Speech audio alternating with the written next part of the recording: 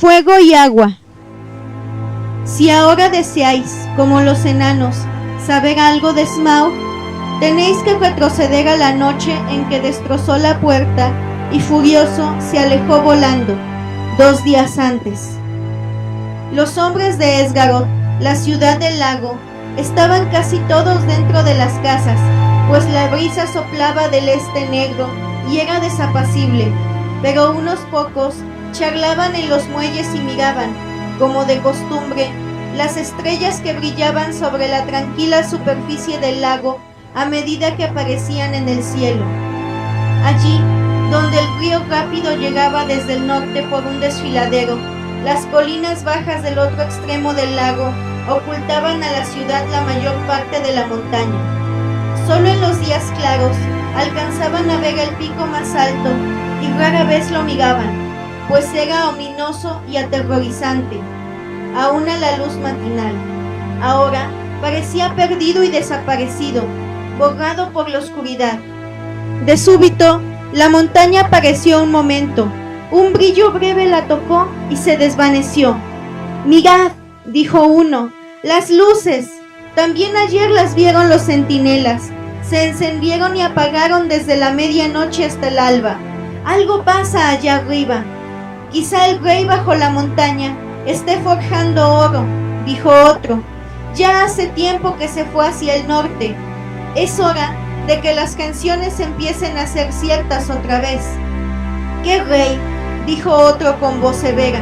«Lo más posible es que sea el fuego merodeador del dragón, el único rey bajo la montaña que hemos conocido».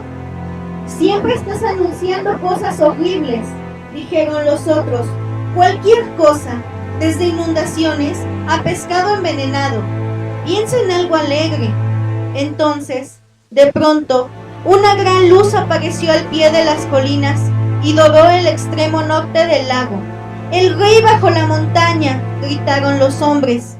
«Tiene tantas riquezas como el sol matinal, de plata y ríos de oro». «El río trae oro de la montaña», exclamaron, y en todas las partes las ventanas se abrían y los pies se apresuraban. Una vez más, hubo un tremendo entusiasmo y excitación en la ciudad, pero el individuo de la voz severa corrió a toda prisa hasta el gobernador.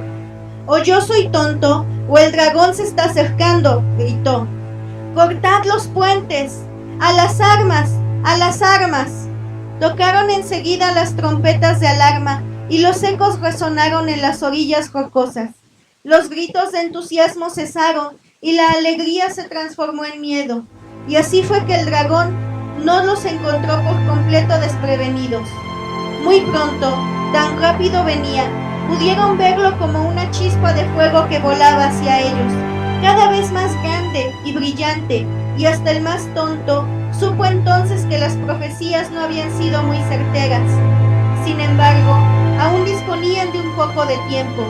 Llenaron con agua todas las vasijas de la ciudad. Todos los guerreros se armaron, prepararon los venablos y las flechas, y el puente fue derribado y destruido antes de que se oyera el rugido de la terrible llegada de Smaug, y el lago se rizará rojo como el fuego bajo el tremendo batido de las alas. Entre los chillidos, lamentos y gritos de los hombres, Smaug llegó sobre ellos y se precipitó hacia los puentes. Lo habían engañado, el puente había desaparecido y sus enemigos estaban en una isla en medio de un agua profunda, demasiado profunda, oscura y fría. Si se echaba ahora al agua, los vaos y vapores entenebrecerían la tierra durante mucho tiempo, pero el lago era más poderoso y acabaría con él antes de que consiguiese atravesarlo. Rugiendo, voló de vuelta sobre la ciudad.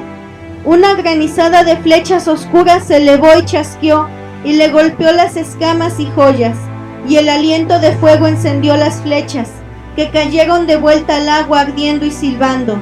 Ningún fuego de artificio que hubierais imaginado alguna vez habría podido compararse con el espectáculo de aquella noche.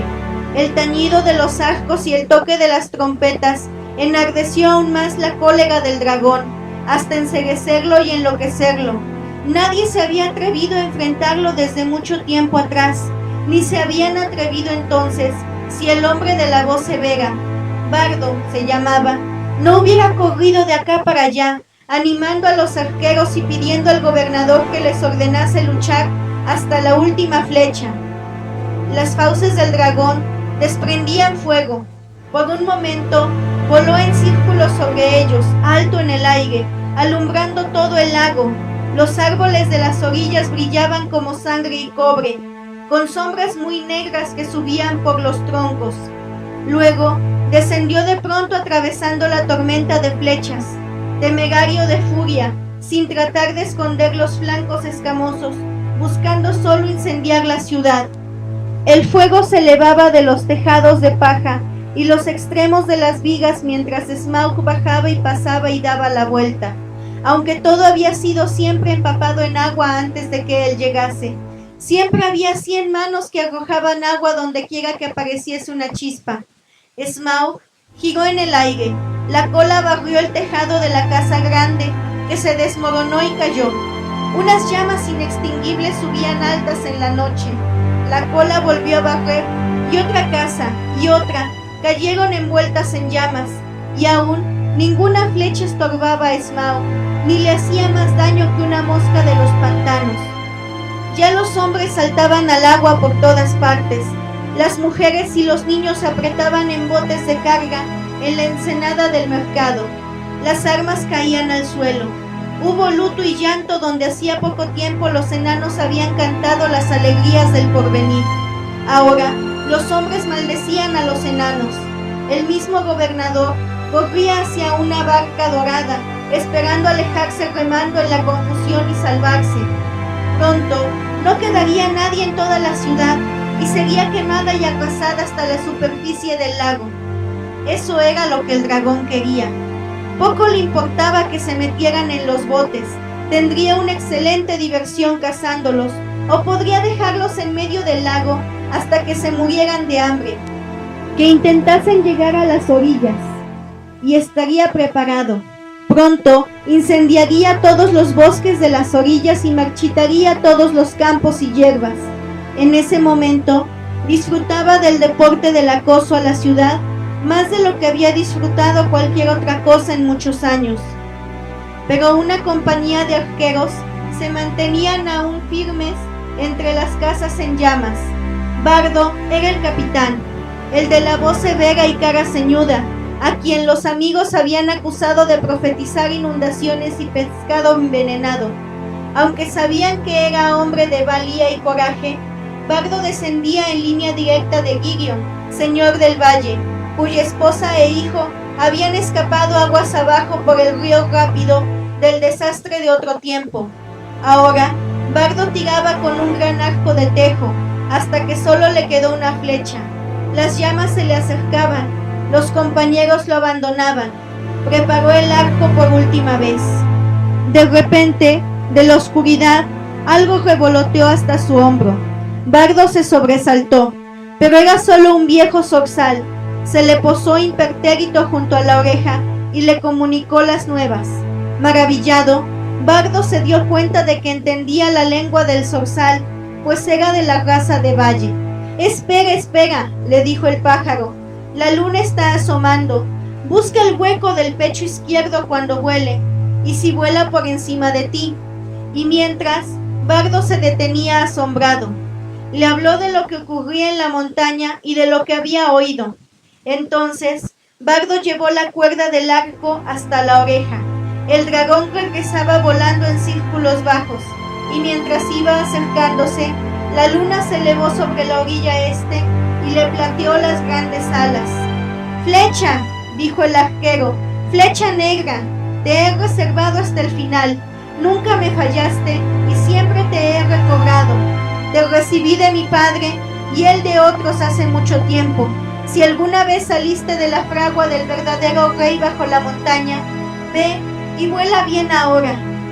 El dragón descendía de nuevo, más bajo que nunca, y cuando volvió y se precipitaba sobre Bardo, el vientre blanco resplandeció con fuegos chispeantes de gemas a la luz de la luna, pero no en un punto.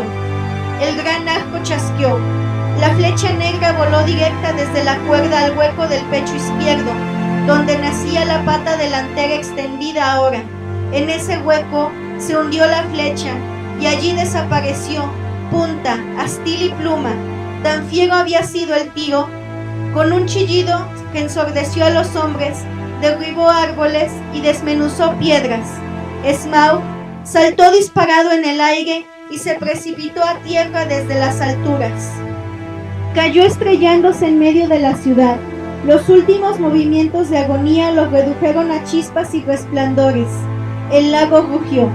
Un vapor inmenso se elevó blanco en la repentina oscuridad bajo la luna.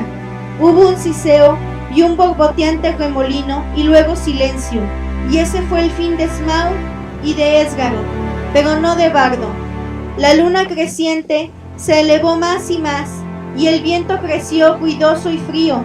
Retorcía la niebla blanca en columnas inclinadas y en nubes rápidas, y la empujaba hacia el oeste, dispersándola en jirones deshilachados sobre las ciénagas del bosque negro. Entonces pudieron verse muchos botes, como puntos oscuros en la superficie del lago, y junto con el viento llegaron las voces de las gentes de Esgaroth, que lloraban la ciudad y los bienes perdidos, y las casas arruinadas, pero en verdad tenían mucho que agradecer si lo hubieran pensado entonces, aunque no era el momento más apropiado. Al menos 3/4 partes de las gentes de la ciudad habían escapado vivas. Los bosques, pastos, campos y ganado, y la mayoría de los botes seguían intactos, y el dragón estaba muerto. De lo que todo esto significaba, aún no se habían dado mucha cuenta. Se reunieron en tristes muchedumbres en las orillas occidentales, temblando por el viento helado, y los primeros lamentos e iras fueron contra el gobernador, que había abandonado la ciudad tan pronto, cuando aún algunos querían defenderla. Puede tener buena maña para los negocios, en especial para sus propios negocios, murmuraron algunos, pero no sirve cuando pasa algo serio, y alababan el valor de Bardo y aquel último tiro poderoso. Si no hubiese muerto, decían todos, le habríamos hecho rey. Bardo, el que mató al dragón de la línea de Girion, ¡ay, que se haya perdido! Y en medio de esta charla, una figura alta se adelantó de entre las sombras. Estaba empapado en agua, el pelo negro le colgaba en mechones húmedos sobre la cara y los hombros, y una luz fiera le brillaba en los ojos. «Bardo no se ha perdido», gritó. Saltó al agua desde Esgaroth cuando el enemigo fue derribado. «Soy Bardo, de la línea de Girion, soy el matador del dragón». Rey Bardo, gritaban todos, mientras el gobernador apretaba los dientes castañeantes. Girion fue el señor de Valle, pero no rey de Esgaroth, dijo. En la ciudad del lago hemos elegido siempre los gobernadores entre los ancianos y los sabios, y no hemos soportado nunca el gobierno de los meros hombres de armas. Que el rey Bardo vuelva a su propio reinado.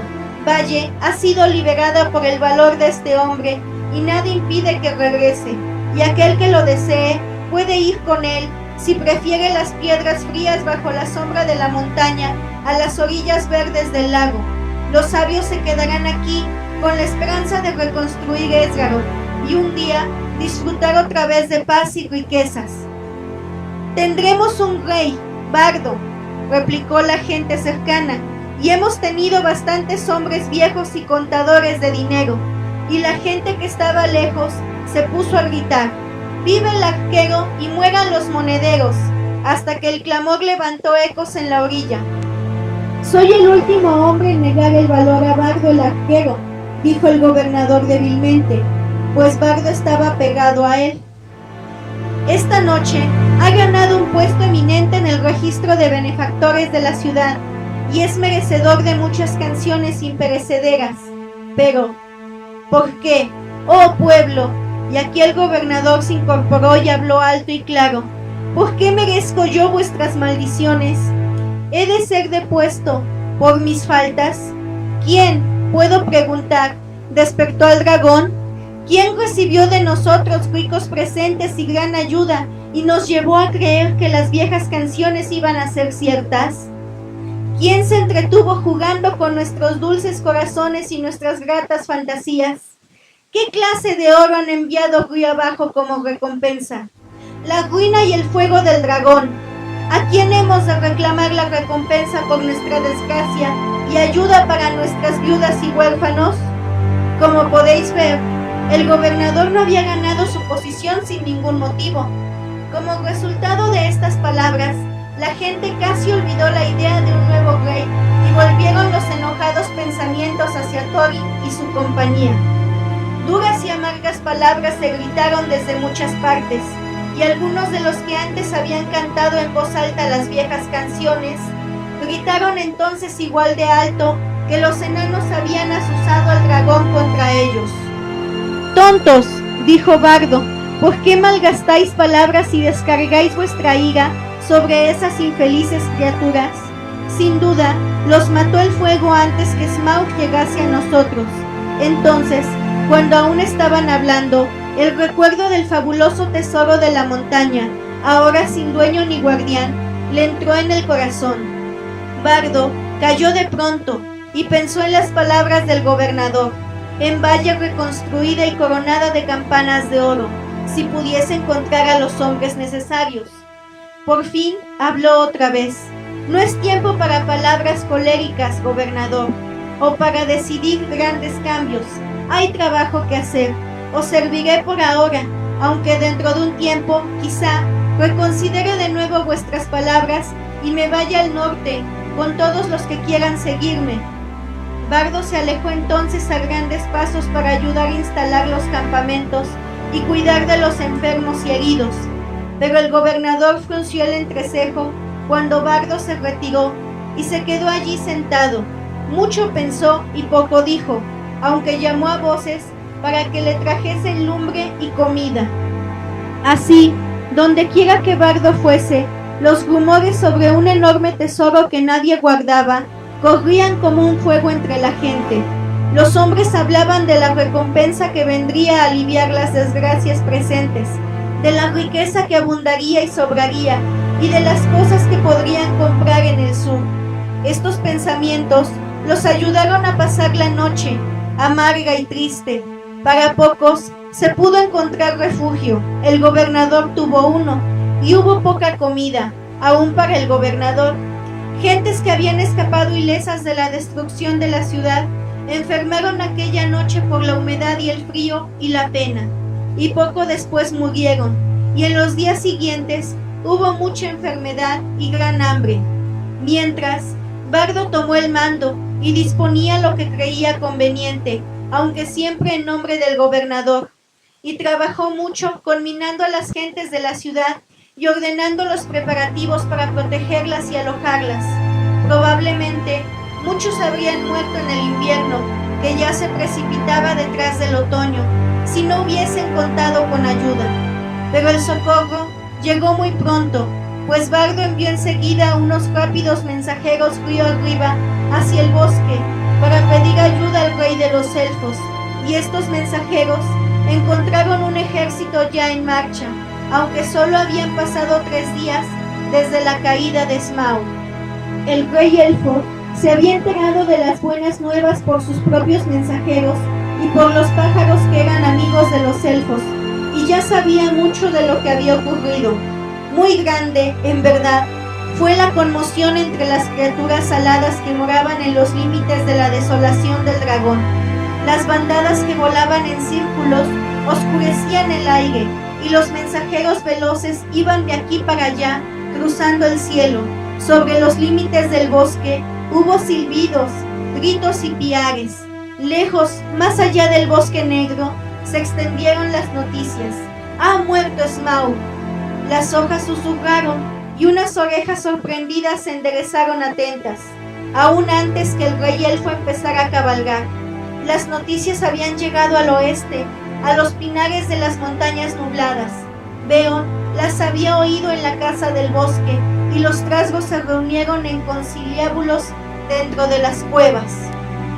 «Eso será lo último que oigamos de Thorin Escudo de Roble, me temo», dijo el rey. «Habría sido mejor que hubiese quedado aquí como invitado mío. Sin embargo, añadió, mal viento es el que a nadie lleva nuevas, porque tampoco él había olvidado la leyenda de la riqueza de Thror. Así que los mensajeros de Bardo lo encontraron en marcha, con muchos arqueros y lanceros, y los grajos se apiñaban en bandadas sobre él, pues pensaban que la guerra volvería a despertar, una guerra como no había habido otra en aquellos parajes desde hacía mucho tiempo. Pero el rey, cuando recibió el pedido de Bardo, sintió piedad, pues era señor de gente amable y buena, de modo que dando media vuelta, hasta ahora había marchado directamente hacia la montaña, se apresuró río abajo hacia el lago largo.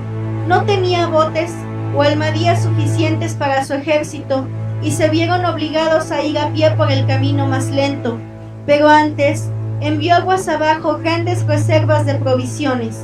Los elfos todavía mantenían los pies ligeros y a pesar de que no estaban acostumbrados a los pantanos y las tierras traidoras entre el lago y el bosque, avanzaron deprisa.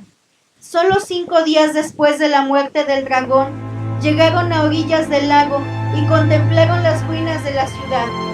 Grande fue la bienvenida, como podía esperarse, y los hombres y el gobernador estaban dispuestos a convenir cualquier clase de pacto como respuesta a la ayuda del rey elfo. Pronto se ultimaron los planes. Junto con las mujeres y los niños, los viejos y los lisiados, quedó el gobernador, y también algunos artesanos y unos elfos habilidosos, y esta gente trabajó talando árboles y recolectando la madera que bajaba desde el bosque. Luego levantaron muchas cabañas a las orillas del lago contra el invierno inminente, y dirigidos también por el gobernador, comenzaron a trazar una nueva ciudad, aún más hermosa y grande que antes, aunque no en el mismo sitio. Se mudaron al norte, a una costa más elevada, pues siempre recelarían del agua donde estaba el dragón. Nunca volvería otra vez al lecho dorado. Ahora yacía estirado, frío como la piedra, retorcido en el suelo de los bajíos. Allí, durante largos años, pudieron verse en los días tranquilos los huesos enormes entre los pilotes arruinados de la vieja ciudad, pero pocos se atrevían a cruzar ese sitio maldito, y menos aún a zambullirse en el agua escalofriante o a recuperar las piedras preciosas que le caían de la carcasa putrefacta.